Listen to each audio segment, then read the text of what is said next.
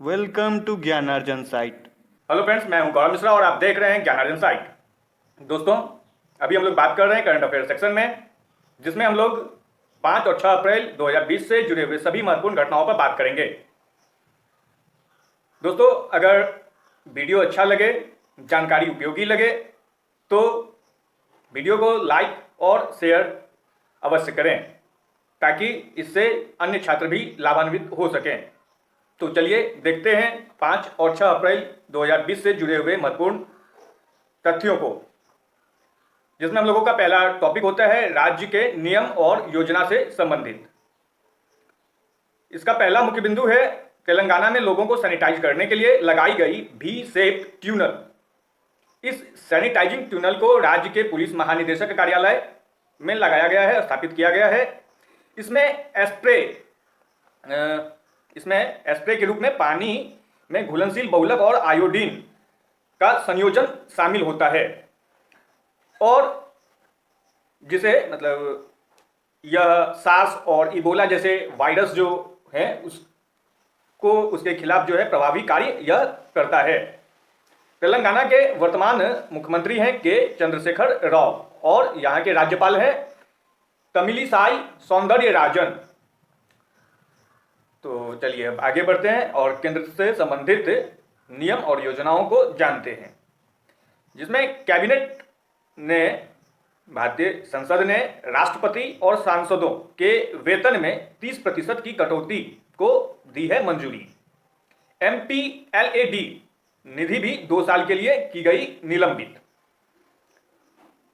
केंद्रीय मंत्रिमंडल ने संसद सदस्य को 1 अप्रैल 2020 से मिलने वाले भत्तों और पेंशन में 1 वर्ष के लिए 30% की कटौती करने का निर्णय लिया है।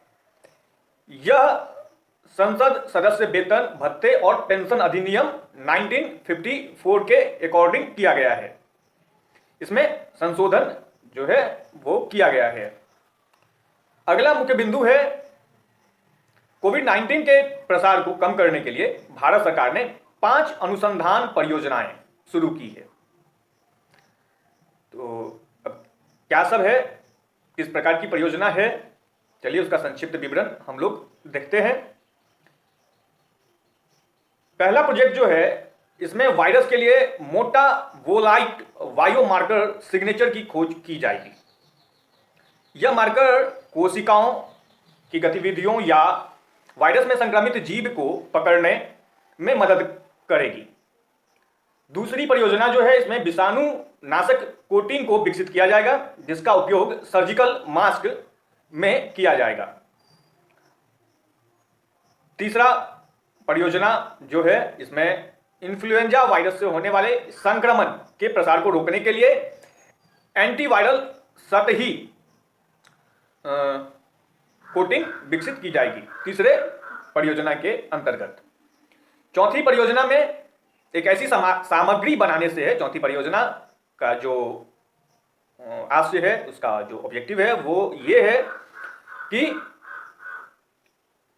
कोई ऐसा मटेरियल बनाया जाए जिसको कहीं भी किसी भी सतह पर अगर उसका छिड़काव किया जाए तो वहां से वायरस या बैक्टीरिया नष्ट हो जाए। और 5वीं परियोजना का उद्देश्य है कोविड-19 के एंटीबॉडी बेस्ड कैप्चर को विकसित करना और लिपिड बेस्ड जेल का उपयोग करके इसे निष्क्रिय करना। अगला मुख्य बिंदु है इलेक्ट्रॉनिक विनिर्माण क्षेत्र को बढ़ावा देने के लिए 3 प्रोत्साहन योजनाएं शुरू की गई है। इलेक्ट्रॉनिक विनिर्माण क्षेत्र को बढ़ावा देने के लिए इस योजना के तहत कुल 48,000 करोड़ रुपए की प्रोत्साहन राशि जो है वो दी जाएगी। इसके लिए जो एलिजिबल कंपनियां हैं वह 1 अगस्त 2020 तक जो है इस प्रोत्साहन राशि के लिए दावेदारी दे सकते हैं। अब इस तीनों परियोजना को जान लेते हैं। पहली परियोजना जो है वह है प्रोडक्शन लिंक्ड इंसेंटिव स्कीम। अब ये प्रोडक्शन लिंक्ड इंसेंटिव स्कीम क्या है? यह तीनों योजनाओं में सबसे बड़ी योजना है। इस योजना के तहत वृद्धिशील बिक्री वाले इलेक्ट्रॉनिक उत्पादों पर 4% से 6% की जो है प्रोत्साहन राशि वो प्रदान की जाएगी। इसमें printed circuit boards, photo polymer films, marking और पैकेजिंग यूनिट्स जैसे प्रोडक्ट शामिल होंगे, इलेक्ट्रॉनिक उत्पाद शामिल होंगे। दूसरी परियोजना है EMC 2.0। EMC से तात्पर्य है इलेक्ट्रॉनिक्स मैन्युफैक्चरिंग क्लस्टर्स 2.0। इसके अंतर्गत जो है इस योजना का जो मुख्य उद्देश्य है उन कंपनियों को सहायता प्रदान करना है जो इलेक्ट्रॉनिक्स क्षेत्र में विश्व स्तरीय बुनियादी ढांचों का निर्माण करती है। यह योजना इलेक्ट्रॉनिक्स 2019 के लिए राष्ट्रीय नीति के तहत शुरू की गई है। और तीसरी परियोजना जो है वह है SPECS। तीसरी परियोजना है SPECS। यह संक्षिप्त रूप है। इसका पूरा नाम जो है वह है scheme for promotion of electronics components and semi conductors. तो यह है SPECS। तो इस योजना में इलेक्ट्रॉनिक्स प्लांट, उपकरण, मशीनरी, प्रौद्योगिकी आदि की स्थापना पर खर्च की गई पूंजी का 25% 25% जो है प्रोत्साहन राशि वो दी जाएगी। तो दोस्तों ये हम लोग अभी बात कर रहे हैं इलेक्ट्रॉनिक विनिर्माण क्षेत्र में जो प्रोत्साहन योजना शुरू की गई है उस विषय पर। अब हम लोगों का जो टॉपिक है वह है नियुक्ति, निर्वाचन, इस्तीफा व गठन से संबंधित। इसमें पहला मुख्य बिंदु है प्रवीण राव, UB प्रवीण राव को 2020-21 के लिए नैसकॉम का चेयरमैन नियुक्त किया गया है। इसके साथ ही IT उद्योग निकाय नैसकॉम ने 6 अप्रैल 2020 को इंफोसिस के मुख्य परिचालन अधिकारी UV प्रवीण राव को 2020-21 के लिए अपना अध्यक्ष नियुक्त किया है। और साथ ही भारत में एक्सचेंजर की अध्यक्ष और वरिष्ठ प्रबंध निदेशक रेखा M मेनन को 2020-21 के लिए नैसकॉम का उपाध्यक्ष जो है वो चुना गया। किसको? रेखा M मेनन को। नैसकॉम जो है इंडियन सोसाइटीज एक्ट 1860 के तहत पंजीकृत है और इसका मुख्यालय नई दिल्ली में है। इसके जो क्षेत्रीय कार्यालय है वह बेंगलुरु, चेन्नई, हैदराबाद, कोच्चि, कोलकाता, मुंबई, पुणे और तिरुवनंतपुरम में इसके क्षेत्रीय कार्यालय उपलब्ध हैं। चलिए दोस्तों अब आगे बढ़ते हैं। अगला टॉपिक है हम लोगों का साइंस एंड टेक्नोलॉजी से अर्थात विज्ञान व प्रौद्योगिकी विषय से। इसमें पहला मुख्य बिंदु है IISc बेंगलुरु स्वदेशी वेंटिलेटर प्रोटोटाइप विकसित किया है। अब जो इससे जुड़े हुए महत्वपूर्ण खबर को भी देख लेते हैं। इसके अंतर्गत है यह वेंटिलेटर अंतर्राष्ट्रीय स्तर पर आयातित घटकों अर्थात वायवीय और इलेक्ट्रॉनिक हार्डवेयर, सेंसर और इक्वेटर्स की कमी से बचने के लिए विकसित किए गए हैं। साथ ही जो है यह जो प्रोटोटाइप विकसित किया गया है इससे बड़े पैमाने पर वेंटिलेटर के आयात को कम किया जा सकेगा। अगला जो हम लोगों का मुख्य बिंदु है वह है बिजनेस एंड इकोनॉमी से रिलेटेड, जिसमें पहला मुख्य बिंदु है कोविड-19 से निपटने के लिए वित्त मंत्रालय ने राज्यों को अपने वित्तीय संसाधनों को मजबूत करने के लिए 17,287.08 करोड़ रुपए जारी किया है। केंद्र सरकार ने के वित्त मंत्रालय ने इस राशि में से 11,092 करोड़ रुपए राज्यों को राज्य आपदा प्रतिक्रिया समन निधि के अंतर्गत जो है ये 11,092 92 करोड़ रुपया इस फंड में खर्च करना है। इसका संक्षिप्त रूप है SDRMF। ठीक है। शेष राशि जो है राज्यों को राजस्व घाटा अनुदान के वितरण के लिए खर्च करनी है, जिसके तहत 14 राज्यों को 6195.08 करोड़ रुपए जारी किया गया है। अब जो हम लोगों का विषय है वह है अवार्ड्स एंड रिकॉग्निशन, टॉपिक से रिलेटेड है यह। इसके अंतर्गत पहला मुख्य बिंदु है सामाजिक उद्यमिता 2020 के लिए स्कूल पुरस्कार प्राप्त करने के लिए 4 विजेताओं में से एक भारतीय एनजीओ भी शामिल है। वह भारतीय एनजीओ है अरमान। इससे जुड़ी हुई अन्य महत्वपूर्ण बिंदु को भी देख लें। भारत स्थित गैर लाभकारी संगठन अरमान को भारत में मातृ और बाल स्वास्थ्य क्षेत्र में असाधारण कार्य के लिए 4 अन्य पुरस्कार विजेताओं के साथ जो है इसको 2020 के लिए स्कूल पुरस्कार से सम्मानित किया गया है। अरमान एशिया और अफ्रीका का एकमात्र ऐसा संगठन है जिसे 700 संगठनों में से चुना गया है। तो ये था अवार्ड्स एंड रिकॉग्निशन टॉपिक का पहला मुख्य बिंदु। अब इसके अंतर्गत दूसरा मुख्य बिंदु पर बात करते हैं। पेटा इंडिया ने ओडिशा के मुख्यमंत्री नवीन पटनायक को हीरो टू एनिमल्स अवार्ड से किया सम्मानित। ओडिशा के मुख्यमंत्री नवीन पटनायक को पशु अधिकारों के लिए लड़ने वाली संस्था पेटा इंडिया द्वारा हीरो टू एनिमल्स अवार्ड से सम्मानित किया गया है। लॉकडाउन से न केवल लोग बल्कि जानवरों भी बड़े स्तर पर प्रभावित हुए। मुख्यमंत्री ने पशुओं की भुखमरी समस्या को देखते हुए राज्य के पशुओं का भरण पोषण करने के लिए राहत कोष से 54 लाख रुपए को मंजूरी दी है। ठीक है। अब खेलकूद के विषय को जान ले।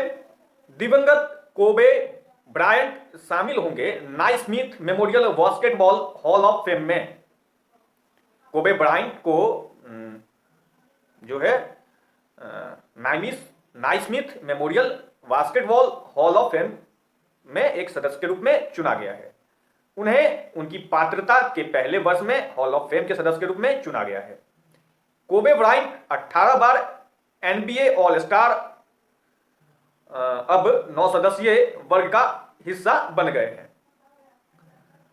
कोबे ब्रायंट 18 बार जो है वो NBA ऑल स्टार का खिताब जीत चुके हैं, जिसमें कई ऑल स्टार जो है इस 9 सदस्यीय वर्ग में जो इन्हें शामिल किया गया है, इसमें कई ऑल स्टार टीम डंकन और केविन गार्नेट भी शामिल हैं।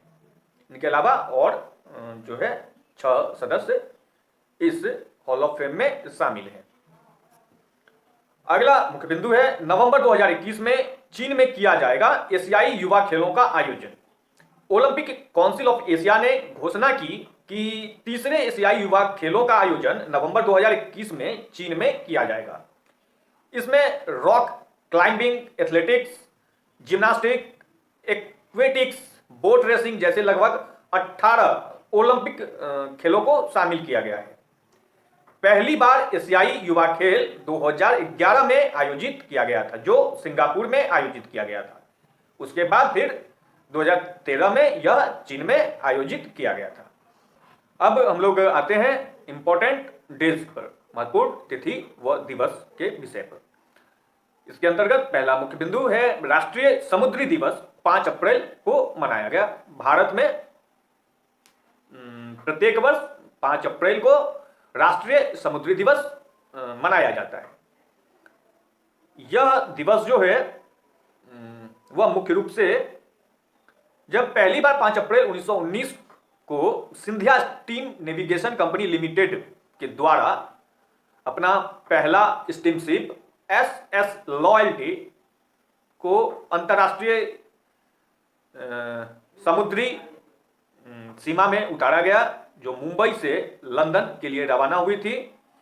उसके स्मृति में 5 अप्रैल 1964 से यह दिवस प्रतिवर्ष मनाया जाता है।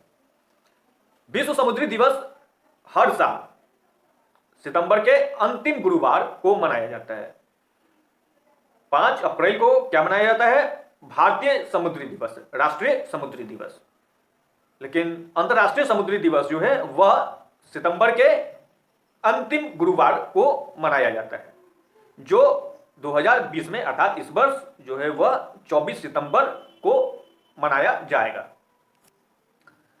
अगला मुख्य बिंदु है इंटरनेशनल डे ऑफ कॉन्शियंस, जो है वह 5 अप्रैल को मनाया जाता है।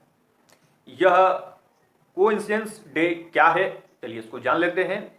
यह दिन जो है वह आत्मचिंतन करने और अपनी अंतरात्मा की आवाज, अपनी अंतरात्मा की पुकार सुनने, उसको समझने के लिए यह मनाया जाता है। 5 अप्रैल 2020 को पहला संयुक्त राष्ट्र अंतर्राष्ट्रीय अंतरात्मा दिवस मनाया गया, अर्थात यह वर्ष 2020 से प्रारंभ की गई है। और वो भी कोरोना वायरस जब पूरे विश्व में तबाही मचाए, उसके बाद जो है यह अंतर्राष्ट्रीय संगठन द्वारा इस तरह की आत्मचिंतन मनन करने के लिए एक दिन को जो है वो स्पेशली निर्धारित किया गया है। अंतर्राष्ट्रीय शांति संगठन, federation of world peace and love, पाल, तो 2000 में संयुक्त राज्य अमेरिका में डॉक्टर होंग ताओ टेज द्वारा स्थापित किया गया था। किसको स्थापित किया गया था? अंतर्राष्ट्रीय शांति संगठन। अगला मुख्य बिंदु International Day of Sport for Development and Peace. संयुक्त राष्ट्र द्वारा हर साल 6 अप्रैल को खेल में प्रगति और शांति बनाए रखने के लिए अंतर्राष्ट्रीय दिवस अर्थात International Day of Sport for Development and Peace के रूप में मनाया जाता है। संयुक्त राष्ट्र वर्ष 2020 में कोविड-19 महामारी से संबंधित वैश्विक घटनाओं क्रम का जवाब देने के लिए खेल और शारीरिक गतिविधियों में भाग लेने के स्वास्थ्य लाभ, विशेष रूप से वर्तमान समय में अनिश्चितता और सामाजिक दूरी बनाए रखने पर जोर दे रहा है। अंतर्राष्ट्रीय संगठन जो है इसके माध्यम से लोगों के बीच में कोविड-19 से निपटने के लिए विशेष प्रकार का निर्देश दे रहा है।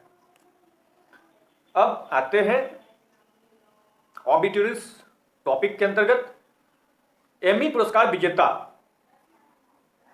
और संगीतकार एडम स्लेसिंगर का 52 साल की उम्र में निधन हो गया है।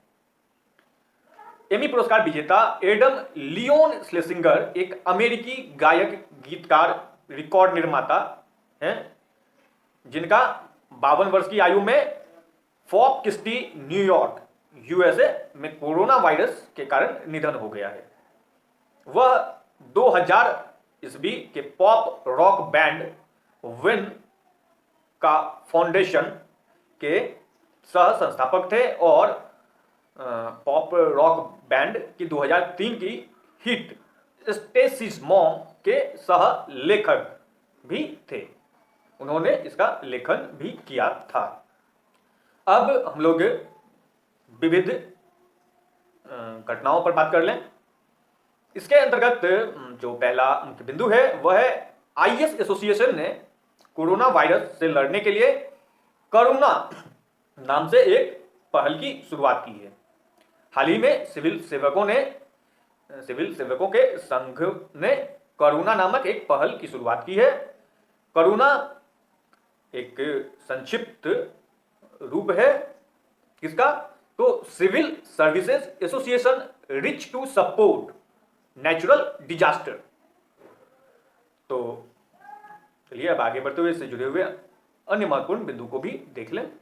इस पहल में भारतीय प्रशासनिक सेवा आईएएस, भारतीय पुलिस सेवा आईपीएस, भारतीय विदेश सेवा आईएफएस और भारतीय राजस्व सेवा आईआरएस के साथ अन्य राज्य सेवाओं में लगे अधिकारी भी शामिल हैं।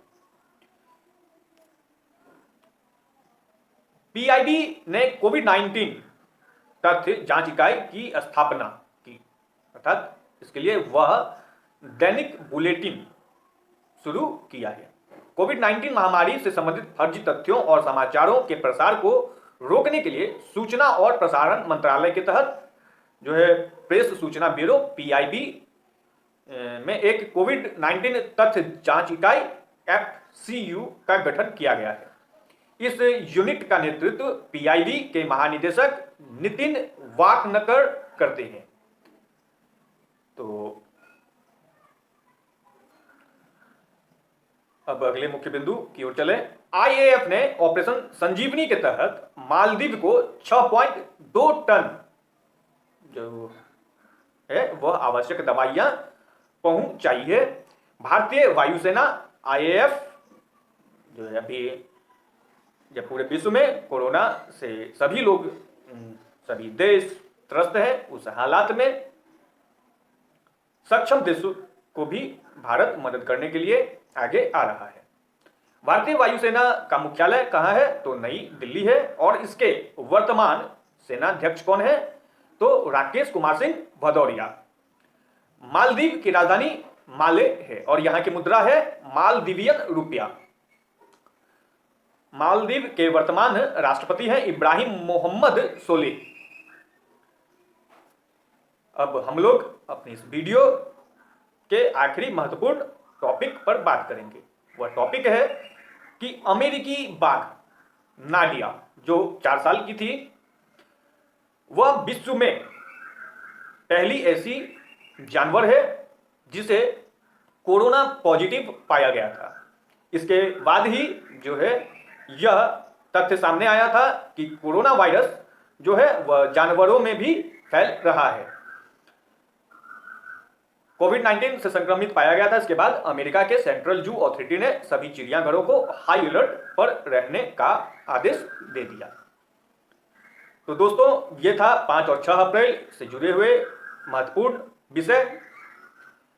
इस वीडियो के अंतर्गत हम लोग इतना ही बात करेंगे। हमारे साथ बने रहिए और देखते रहिए ज्ञानार्जन साइट और जानते रहिए ज्ञान की विभिन्न ढेर सारी बातें। धन्यवाद। मिलते हैं अगले वीडियो में।